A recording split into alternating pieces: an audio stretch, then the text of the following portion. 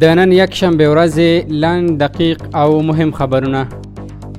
د اسلامي امارت ویان مولوي ذبیح الله مجاهد د سیګار په نوم د څېړونکو ادارې هغه راپور په کلکو ټکو رد کړ چې دوی ویلي اسلامي امارت له سخت امنیتي مشکل سره مخ دی او ګواکې په افغانستان کې بهرنۍ وسلوالې ډلې او کورني تهدیدات زیات شوي او ځینو هیوادونو ته خطر متوجه دی. ښاغلی مجاهد زیاتوي اسلامي امارت په وضعیت باندې بشپړ کنټرول لري او اجازه به ور نه کړي چې کومه ډله یا جهت افغانستان بې امنه کړي او یا د افغانستان خاوره د بل چا په ضد وکاروي.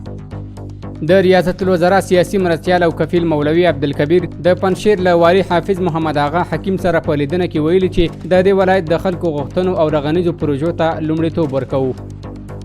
د کور او ښار جوړولو سرپرست وزیر مولوي حمدالله نعماني په یوه ځانګړي مرکه کې ویلي چې که ملکیت تثبیت وي له پلان او نقشې سره سم په هیڅ ځای کې رغنیزې چارې نه دي درېدلي.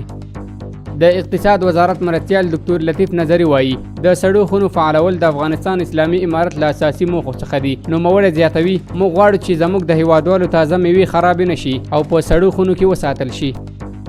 د شهیدانو اولادونه د اسلامي نظام پر راتګ خوښ دي او وایي چې اوس بې له کومې ویرې او اندېښنې خپل دیني او عصري زده کړو ته دوام ورکوي.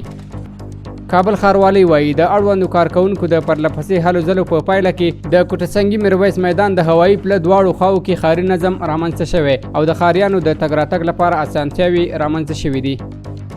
ملي دفاع وزارت وایي د یاد وزارت د ستراتیژیکو اړیکو او عامه چارو ریاست له 2 میاشتني کور څخه 19 تنه د عامه چارو امیرین فارغ شول.